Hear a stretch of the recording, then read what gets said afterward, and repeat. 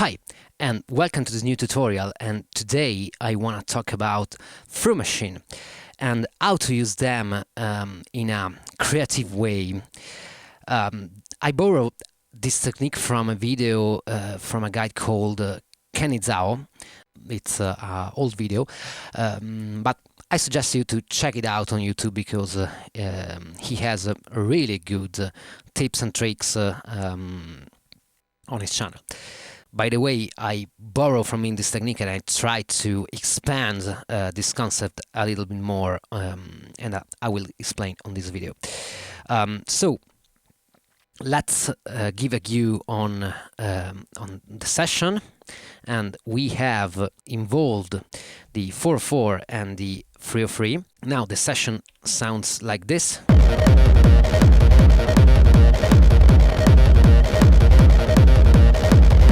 So nothing too fancy. The 404 is playing this little loop, and the 303 this simple bass line. This is a session that I put together for this video. They are coming into the Octatrack via input A and B, the 404, and C and D, the bass line. The bass line is in stereo because it's running through my multi-effect, which is down below, down on the floor. So this is why I use the two inputs instead of one, because this is a mono machine that I want to be in stereo. Now on the THRU track we have this single trig, which is the one that allows the Octatrack to listen and play the incoming audio. And usually we don't set many trig as this, right? Because we don't need. No matter how many trig I put in there, the audio will be always the same,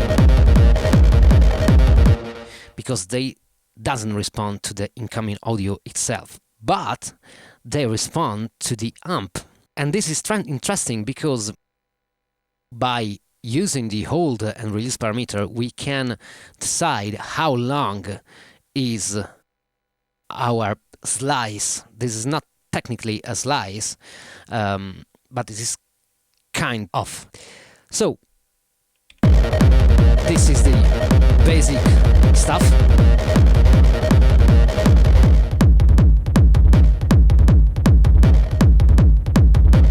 And as you can hear now, it plays only once when it hits this trig. And what if we put some more trigs?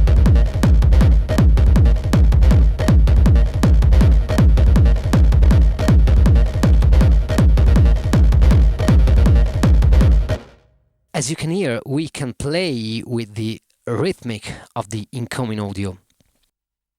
And just to explore a little bit more, we can, of course, change the sequence.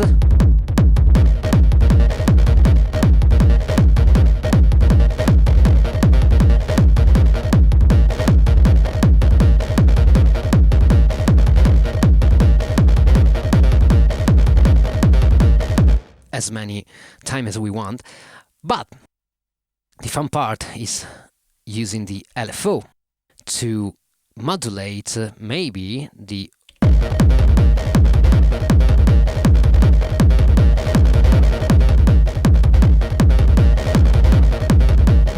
let's try to use an LFO to modulate the amp release. Yeah, I don't know, let's try on sync trig.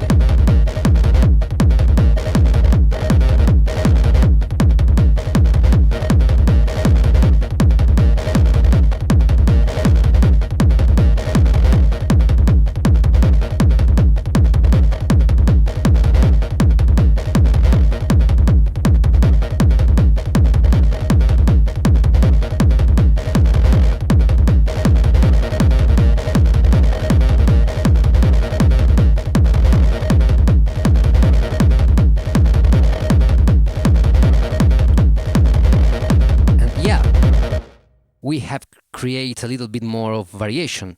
But now we can, of course, map all this movement on a scene. So maybe let's map the LFO and the amp parameter. Maybe let's a little bit. All right, and let's reset. We have mapped this scene too.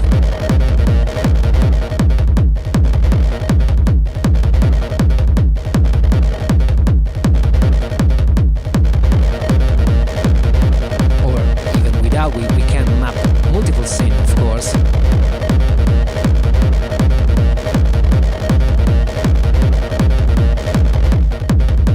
Without the LFO, with the LFO.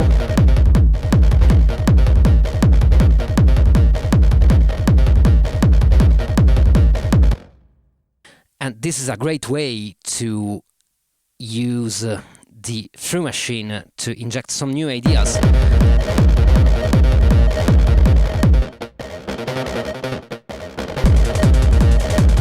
Then go back. You can use that kind of technique for making big drops. Maybe you can add a delay.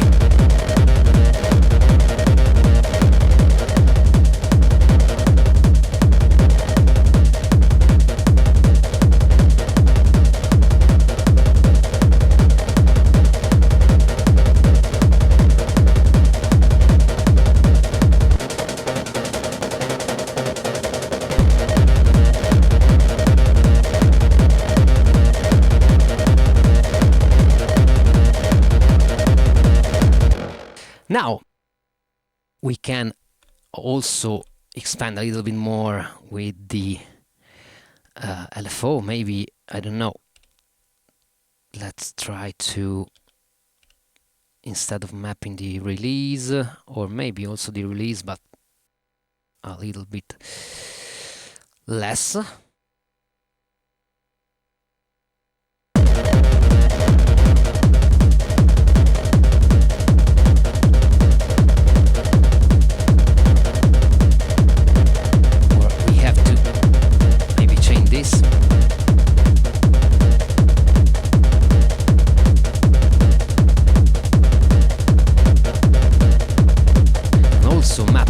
Parameter.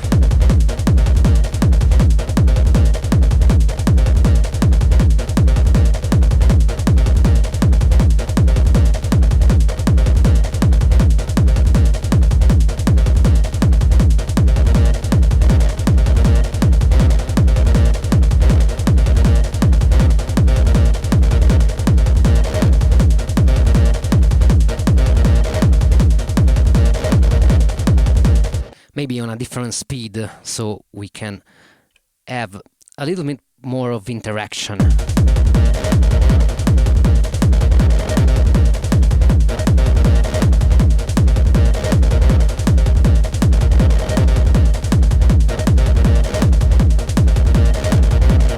Without.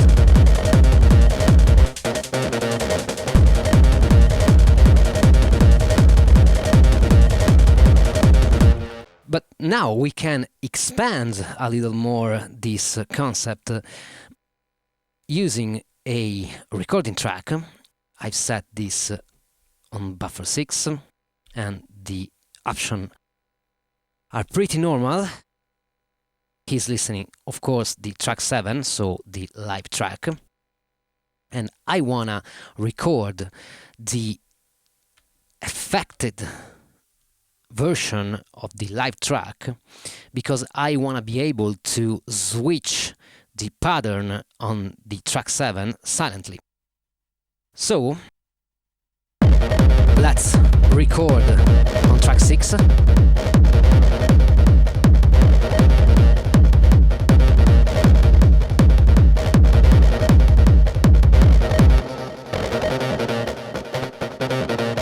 Perfect.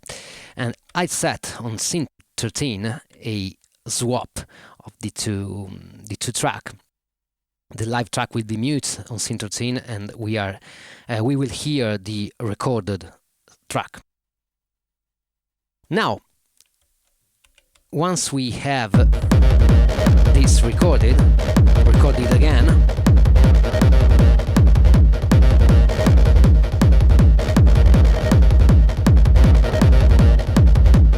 Now we can switch the track, which is perfectly the same, and we have to change our rhythmic pattern, and I don't know, of course I switched the scene also to go back, so we are listening to scene 2, which contains the affected new version.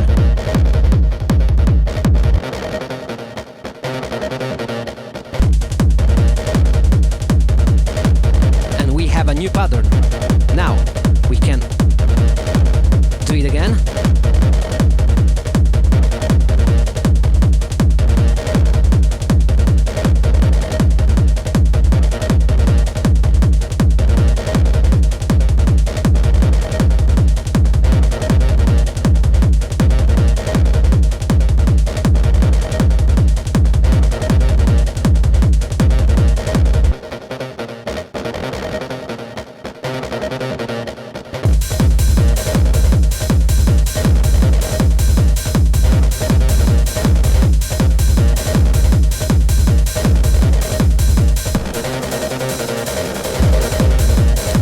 Go back to the original.